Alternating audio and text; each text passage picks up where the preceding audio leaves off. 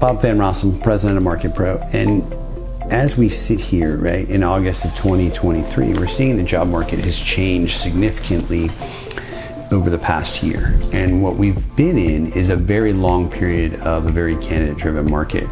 And that is shifting as organizations go through layoffs. We've had some organizations that have cut the bottom 10%. We've seen other organizations cut much deeper than that. And the reality is there are good people out there looking right now, right? And having done executive search for 24 years, specifically focused on marketing executive search, people ask me all the time, right? Why do you do this? Why do you continue to do this after having done it for so long? And the reality is, I like helping people move their career forward, right? There's a sense of satisfaction. There's a sense of emotional gratification that comes with taking someone who was in a job that was not the one they wanted and helping move them forward to, a better career, be on a better career path. You're helping them grow. And at the end of the day, jobs matter and careers matter, and it's people's livelihoods. And we always try to remember that, right? And then you get into and you see times like we're in today, which we were through in 2001, we went through again in 2008, and we're starting to go through where you see there's more candidates in the marketplace than there are opportunities. And it can lead people to do some things that I hate to see, because you don't want to see people who are in a difficult situation, their actions make the situation even worse, right? And so if we take a step back, right, Market Pro does executive search specifically for marketing. Really, it's director level through C-suite and everything in between. So the world that we work in is marketing, digital marketing, brand, PR, communications, product, digital, e-commerce, analytics. All those things that fall under the marketing umbrella are the areas we work in. In areas outside of that, we don't touch, right? So what we see from a communication perspective is very important, right? As a candidate, when you're looking for a job, every email, every text, every phone call, every interview, right? Every answer, every interview question is a very measured response. It's a very purposeful, well thought out opportunity for you to put yourself forward and show that you're the right person for this next step. Or it's an opportunity for you to move yourself farther away and for someone else to get that opportunity. And so that's true of both the role you're applying for, but it's also true of who you are as a candidate and what your brand is as a candidate and an individual, right? And so as we're in this more difficult time, we're seeing that communication is becoming more strained, and it is, sometimes has desperation woven into it, right? And so we do this because we like helping people at the end of the day. And the unfortunate reality right now is we can't help everybody. We can't even have the time to get back and communicate with everybody. I personally, who am not necessarily the one that the candidates reach out to first within our organization, and getting over 50 LinkedIn messages a day, doesn't count email, doesn't count text, doesn't count my mobile phone, just LinkedIn messages of people wanting to connect with me about a new opportunity or helping them find a new opportunity. Now, if you're someone we've worked with in the past as a client or as a candidate, we are going to get back to you, do everything we can to help you whether or not we have a fit for you right now. But for people that we've never been in communication with before, there's just not enough time in the day for me to follow up with everybody.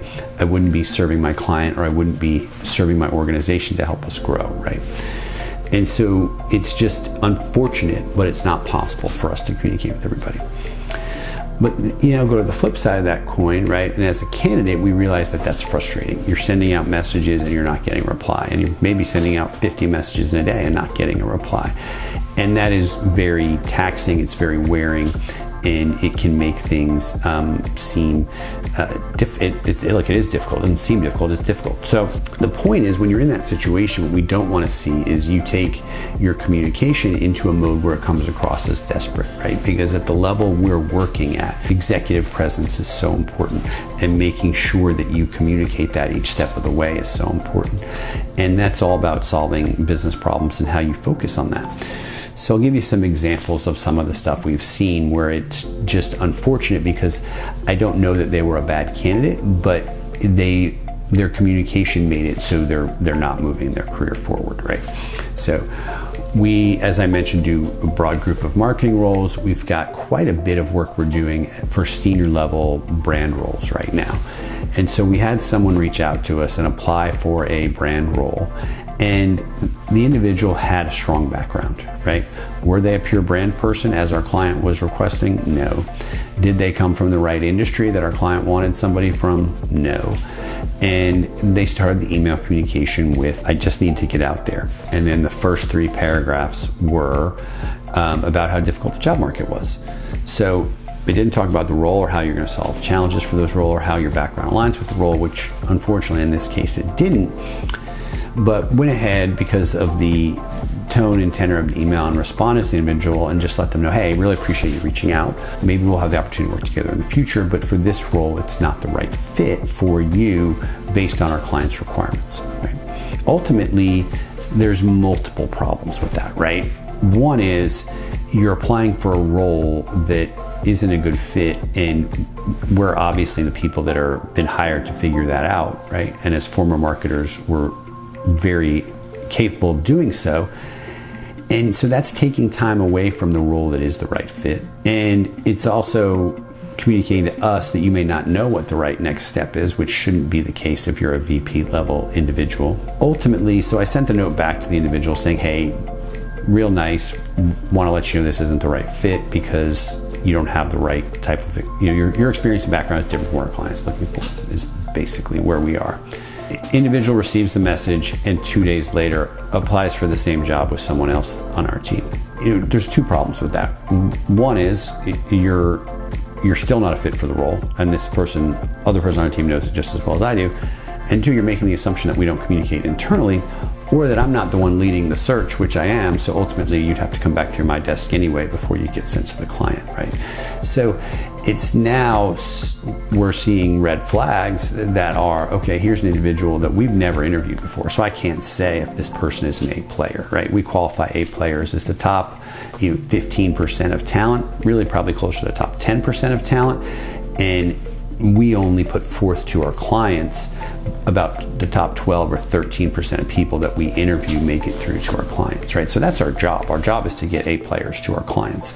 Doesn't matter who's looking, doesn't matter who's not looking, we're there to find the best and brightest for them. This person now has put us in a position where, based on that communication, we're going to be hard pressed to ever put them into that A player bucket, right? And that is generally someone we would have interviewed otherwise, but now honestly can't do that going forward, and I hate to see that. So we have another brand search. It's a different brand search, different client, but pretty much same role, right? It's head of brand. In this case, it's a $10 billion organization. The other organization we're talking about was quite a bit smaller, but $10 billion organization looking for someone to come in and be head of brand, and they're looking for kind of that classic brand background, right? So I want someone who went to B school. I want someone who was then an ABM, to a brand manager, to a senior brand manager, who then went on and ran brand for an organization that was in our industry, but not quite as large as us, who now can take this step up, right?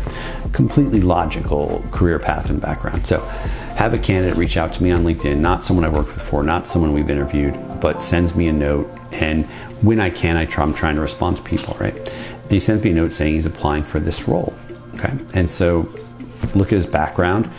Pure digital marketer, right? First job out of school was digital marketing, and everything since then, and his current job is VP of digital. I sent him a note back that just says, hey, you've got a great background. Hopefully we'll have the opportunity to work together in the future, but for this role, we're looking for someone who has kind of a classic brand career path and is ready to jump into head of brand type job. And we're not close. We're pure digital marketer to pure brand marketer is what we're looking for, right? And so he sends me a note back and says, hey, we should connect because I've done brand marketing in 90% of my opportunities. And it's like, okay, as a digital marketer, you may be doing things that relate to online brand. As if you've been in a smaller organization, which most of these organizations are actually larger, then you may be doing multiple things and wearing multiple hats. All that's fine, but none of that makes you a fit for the role. So really making sure that you're applying for positions that you're a fit for and applying for positions that you can actually get is a much better use of time than it is sending out a whole bunch of messages for roles that are beyond your scope.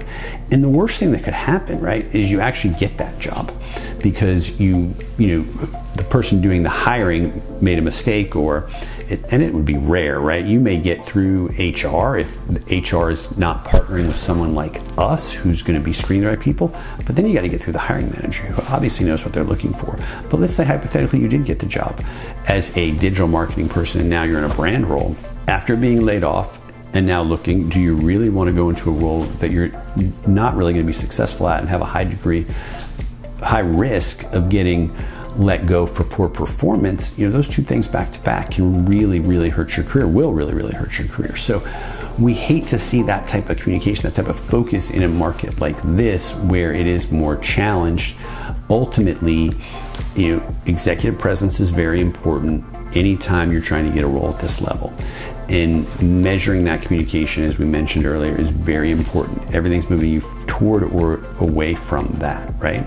So it's really critical that you, as a applicant, as a candidate, as someone looking for a job, have a strong focus on the type of positions you can be successful in, right? Have a really strong focus on how to communicate each step of the way, and set yourself up when you get to the end of the process that you're in a strong position from a negotiation perspective, right?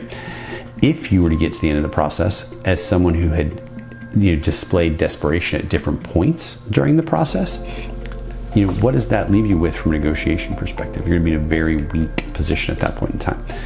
So as difficult as the market is, we understand that, and we want to see people be able to get gainfully employed as quickly as possible. But remember to keep the professionalism of your communication the same way you would if you were in a market where the demand for you was much greater than the supply of people out there.